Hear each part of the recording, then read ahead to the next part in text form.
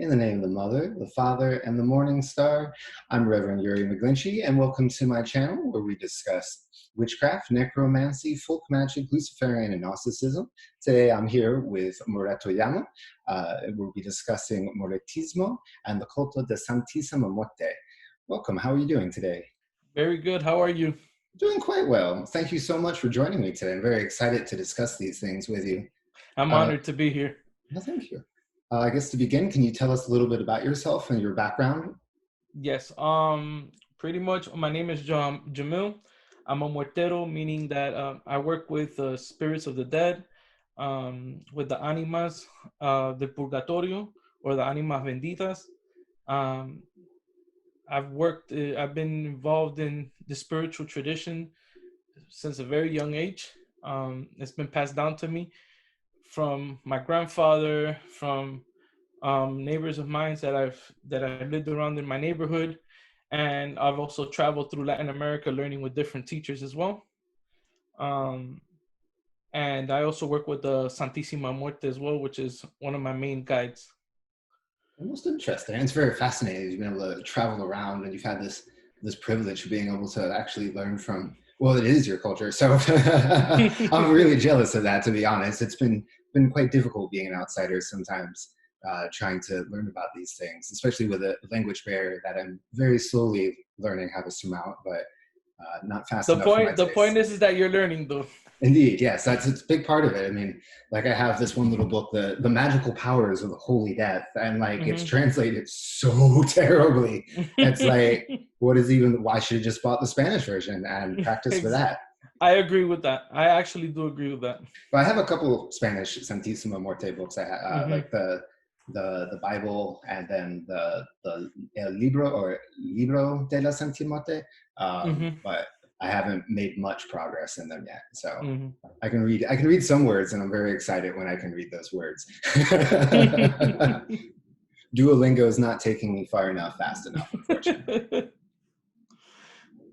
Well, I guess to begin, how did you? Well, I mean, obviously you got involved because this is part of your family heritage and your culture. But what drew you to the Santissima Muerte?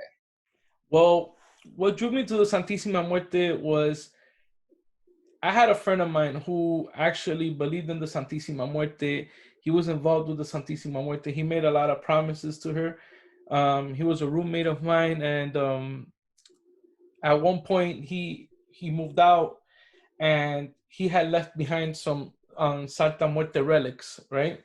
So I wasn't a practitioner of the Santissima Muerte. I was mainly involved in Muerterismo, practicing with the Anima Sola, Cuban Spiritism, which is my foundation out of everything. And that was pretty much what I was involved in. And then when I seen her, I learned more about her. I was still not a practitioner of her, but it was like kind of like she was waiting for me just to reach out and just start working with her. So just like in many Latin American countries and practitioners, a lot of the practitioners, their stories are very similar, where the spirit actually introduces themselves to the practitioner and starts working with the practitioner. And that's what happened with me. The Santissima Muerte came to me through a dream. She revealed some stuff to me. She warned me about some stuff as well. And my life, once I basically devoted myself to her, my life changed. And I then went to seek out for a teacher, somebody to teach me about the Santissima Muerte, which was within the Mexican community, somebody who's from the land. So just like you, I'm an outsider as well. I'm a Cuban American. I'm not Mexican. But I had to also, what made it easy is that I know Spanish, and it's my first language. So that's how it went. Me and this individual, I started learning from them. They were actually a Santa Muerte devotee, but they were also into the Mexica practices as well of Mexico. Fascinating. I mean, that's how I got started with Santissima Muerte as well. Is I didn't even know who she was. I was reaching out to the queen of witches, whoever that might be. And then one night I had a dream of, a feminine, how I knew it was feminine, I'm not sure, but a feminine Grim Reaper. and she just beckoned me. And then that Saturday, discovered Stephen Bragg's Outdoor Shrine here in New Orleans. Yeah. Yeah, exactly. You know, once you devote, all of a sudden your life just changes completely. It did. It really did. It really changed my life completely, like completely. Well, so can you tell us more about working with the dead and working with Santissima Morte, and how like the cult, the practices overlap but are also kind of different? Yeah. So one of the things that a lot of people get confused with what we spoke earlier about, which is the label. What is a muertero to what is a muerterista, or somebody who works with the Santísima Muerte? A muertero is, just for lack of better words, it's like a necromancer, someone who works with the dead in Latin America. Um, a muertero is trained and is taught herbs, plants. It's taught the psychology behind working with the dead, and by that I mean actually working with the actual bone of the dead, with the grave dirt as well, and with certain tombs. A muertero is somebody who you have plenty of muerteros throughout Latin America and the Americas, period. But a muertero is somebody who just works with the dead and does work with the dead. Now, there's a difference between muerteros, because some muerteros do work with bones. Some muerteros do work with just graveyards, just with the tombstones, and they acquire a graveyard and they use those spirits as their family or their community. And they do work with spirit guides like the Santísima Muerte, or similar, like that man behind me right there. Understand me? Yeah. So they'll work with guides. Some of them do not even work with bones at all. But there's been a lot of writings in Spanish about people who have studied the actual practice of Muerterismo, and it differs from practitioner. Me personally, I work with the bones. I do work with graveyards, and I do work with the guides as well. So I work with all three of them. Now, as far as the Santísima Muerte is concerned within my practice, I don't work her in the Muerterismo, but she is a guide that guides me through through many spiritual decisions and decisions that I make in my life. So when I want to do work, like hardcore work, like work that is going to involve either love spells, or it's going to involve justice or revenge, or just basically cleaning somebody, I do work those spirits. Understand me? The Hmm. Santísima Muerte, to me, I don't use her for those type of things, even though I can. But I usually use her more for, like, for development, for spiritual guidance, spiritual clarity, getting myself clean, protecting my family, protecting my home, protecting my business as well. And then Hmm. of course my companions is what I call them, which is my bones, or my skulls, or my spirits that are in vessels. Those are the ones that I worked usually for more aggressive magic. Okay, that makes perfect sense. That's a lot how I work with her too. You know, like when I go out to the cemetery, I'm not necessarily working with her. I'll honor her, and she acts as a guide and I guess a buffer, if you will. But it's, I go out to the cemetery and I adopt the spirits from there and let them do the Mhm. work rather than asking her. If I'm going to her, it's desperate last ditch attempt. Exactly. And there's times where, if I do go to the Santísima Muerte, it will have to, if for something like that, it will have to be something very serious. But usually I don't have to do that. I have spirits that, like yourself, that I have made pacts with in the cemetery, or in cemeteries that they're my community, and I work with them. And the beautiful thing about working Muerterismo, which is, I mentioned this in another interview, is that Muerteros they study the spirits of the dead. That's what they do. They study them. So some of them call them animas, like the souls. The root word for anima is soul, um, in Latin. And what we do is that we study them. Usually, each one of these souls have a specific gift or attribute that we use them for, and usually, the majority of the time, the way that they died is the attribute that we use for ourselves in order for us to achieve something. Okay. And the Muertero lives in the cemetery. That's pretty much what they say. That's this second home. Mm-hmm. And when the Muertero walks into the cemetery, there's nothing that can touch him or her. There's nothing that could touch them. It's just like they're protected. They've made a pact.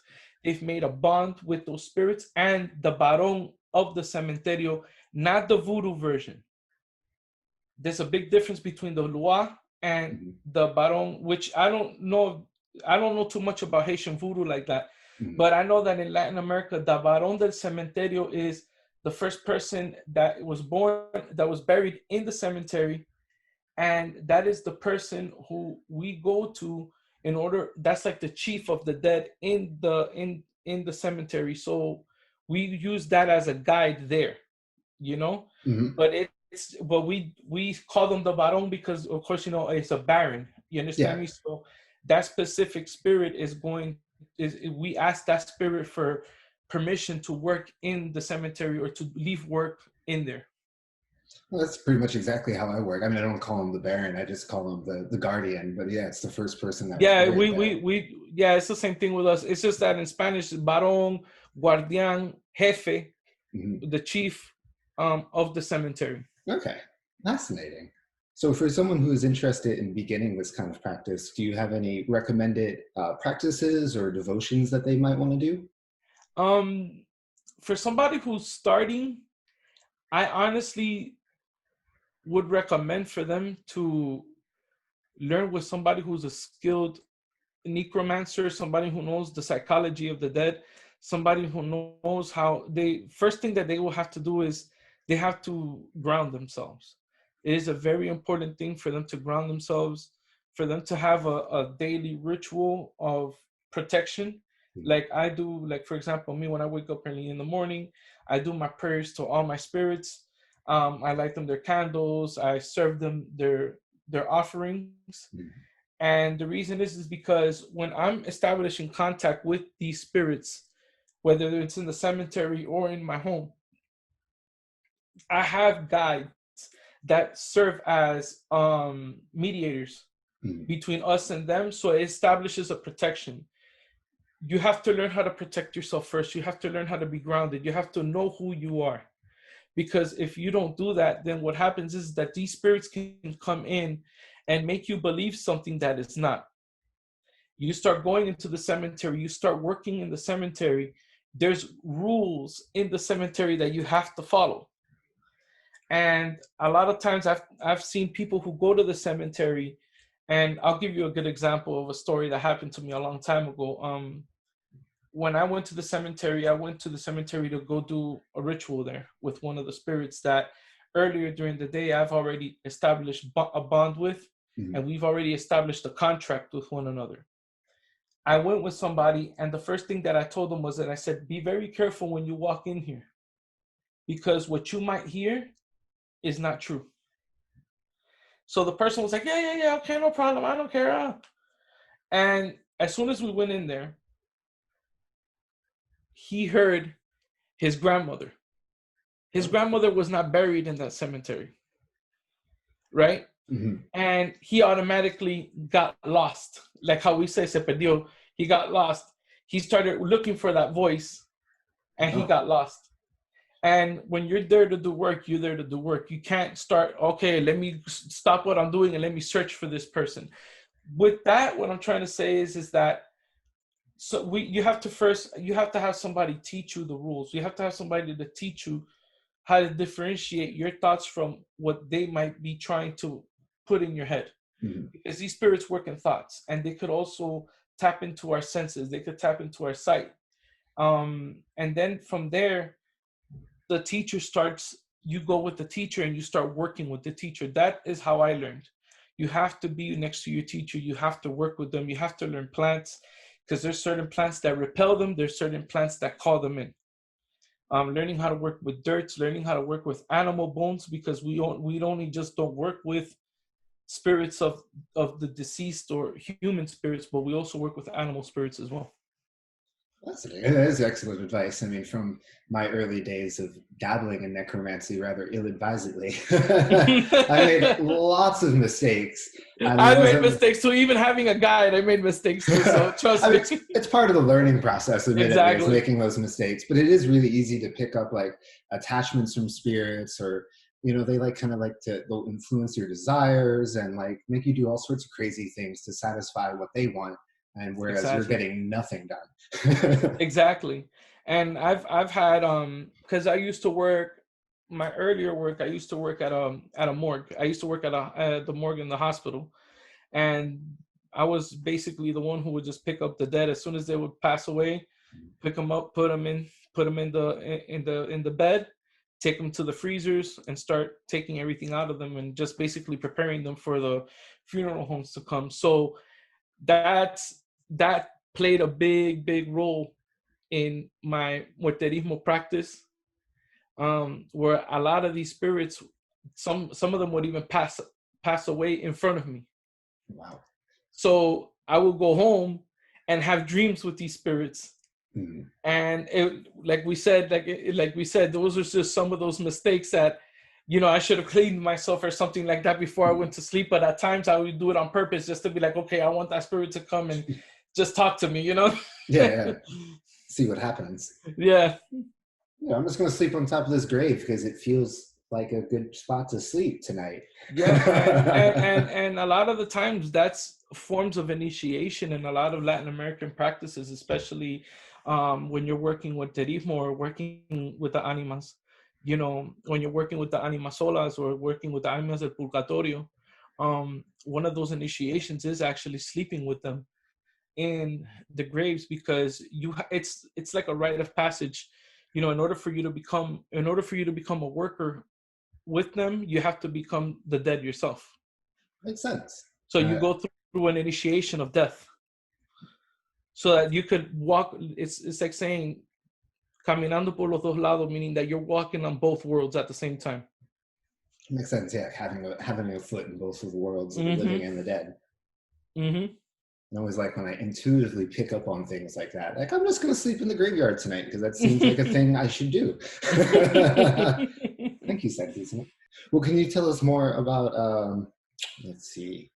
Well, the Anima Solas, you keep mentioning them. They're part of my practice as well, at least from now. I work with them from a very, I guess, European kind of Catholic standpoint, where Mm-hmm. you're praying for them. You give them indulgences and such to Yes, help elevate them, so you can get them into heaven, and you have a special saint basically praying on your behalf.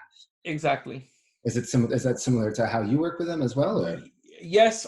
So the way that I came about the Anima Sola. So in Cuban practices, we have in Espiritismo, which is spiritism, but more of the criollo or the Creole aspect of the island aspect of working spiritism, which is it's in Latin America, especially in Cuba, it's like the first thing you're introduced to as a child. Mhm. That's what you're introduced to. So my grandmother was a traditional Allen Kardec practitioner, which is they call that scientific spiritism. Mhm. Um, and in my neighborhood, they practice what is cordon or cruzado, which is the practice of spiritism mixed with African and indigenous practices, or other types of practices as well, like gypsy, Sufism, things like that. So what happens is that you become familiar with different commissions, which is they're different kind of like communities within your spiritual frame, your Mhm. spiritual quadrants. And one of these spiritual communities or spiritual quadrants, right, Mhm. is the animas. Okay, so the animas are worked within the spiritist within spiritism, Caribbean spiritism. The way that a lot of them work is they usually work with different animas like Juan el Minero, la Anima Sola, the work different other animas like Antonia Gervasio, different spirits like that. And then this is throughout Latin America. Latin America, everybody has their own practices with the Anima Solas. There's Anima del Pica Pica, things like that. So animas are broken down even within themselves. You have the animas that are well known, that we consider them to be more animas that have more light, and then there's the animas that are like spirits that you work with in the graveyard. Once again, that's why Muerterismo and Animerismo is work hand in hand. A lot of them are animeros as well, like myself. So a lot of these bones are considered animas. You understand me? Yeah. And then of course I work with different animas as well that are considered guides, like the Anima Sola herself, and different other animas. So what we do is that we pray for them. We offer them offerings. We set up tables for them. Um, the way that I was taught how to work with the animas is we usually work with the image of the Anima Sola, which is like the main one, and then from there we work with different ones, right? Okay. So we'll put a table for them. Usually we always start with a white mantle, and we put the pictures of the different animas there. We'll have dolls prepared as relics for the animas that we work with. Usually the colors of the animas are red, black, and white. We'll put offerings such as apples, liquor, candles, kind of like the Santísima Muerte, but with the animas as well. Okay. We'll put sweets for them. They're very big on sweets, but their main important offering is a glass of water, candlelight, and prayers. That's interesting, and it's very cool that you mentioned the three different colors as well. Because I've heard of that, I haven't been able to learn much about it, but it seems like there's an interesting link between the three colors of the Anima Solas and then the three colors of Santissima's robes. Yes, and with the animas, they could be very versatile. So the thing about the animas is that when working with, let's say, with the Anima Sola herself, right? That's the one that I usually mainly work with, right? And I work that spirit a lot with Saint Michael as well. Because the way that I was taught was that particular anima was placed in purgatory because of Saint Michael. Saint Michael struck her, placed her in purgatory, and shackled her there, right? So there's different stories. Like I've heard different ones, but that's the one that my teacher taught me. So when we work, let's say if we're having issues with an individual who's causing problems in our life, there's a prayer that we do that is in combination with Saint Michael and with the Anima Sola to combine them, to send them out together. Really? Exactly. So we can do that. So we with the Anima Sola, because that's the main one that I work with on my table with her, sorry. It's developing a very strong bond with her. Just like how you go to the Santísima Muerte, you have to develop a strong bond with her, because she's very picky and she's very choosy about who she works with as well. Because I explained, like in a post of mine, there's one thing that you have an altar to a spirit, but then there's another when you have a working altar. And when you're working with the Anima Sola or with other animas, because in my tradition, how I was taught by my teacher, you work with her first, and then from her you go to the rest, because she's considered like the leader. Just like in my table of spiritism, I will work with the Virgin Mary of Charity, La Virgen de la Caridad.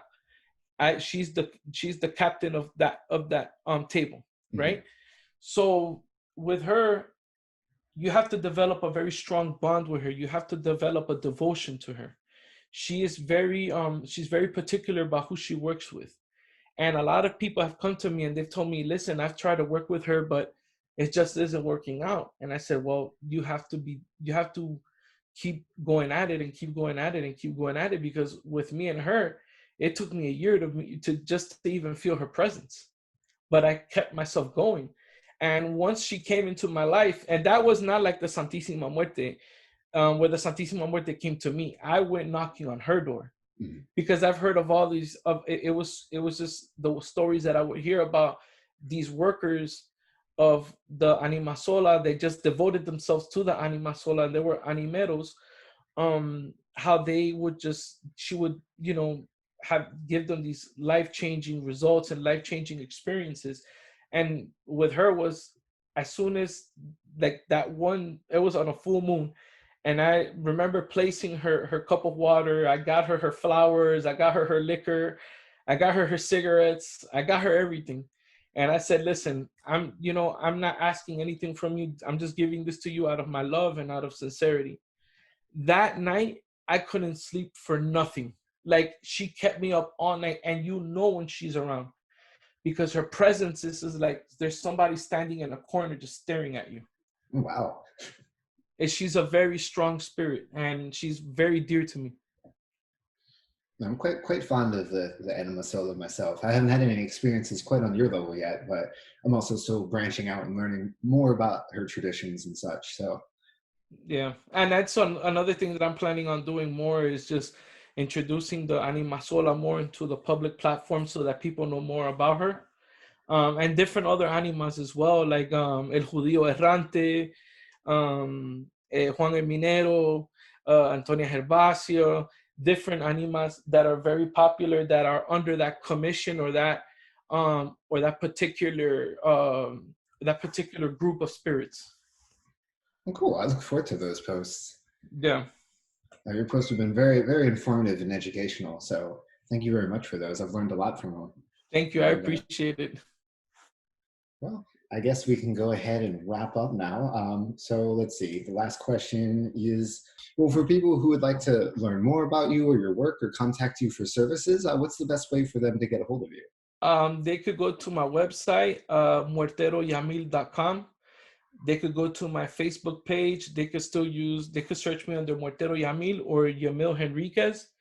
My IG as well is Jamil Henriquez as well. And I will soon be coming out with my Etsy store, which I will be selling products there as well, plants, powders, balsamos, things like that for practitioners as well. Well, very exciting. I look forward to that. So, well, thank you so much for joining me today, Jamo. Well, thank you so much for joining me today. It's been a pleasure chatting with you, and I look It's forward been to a pleasure. It's been a pleasure. Thank you. Well, thank you, and look forward to chatting with you again soon. Hope to have you again on it. Likewise, and like I said, anytime, I'm more than happy to come back. Well, much appreciated.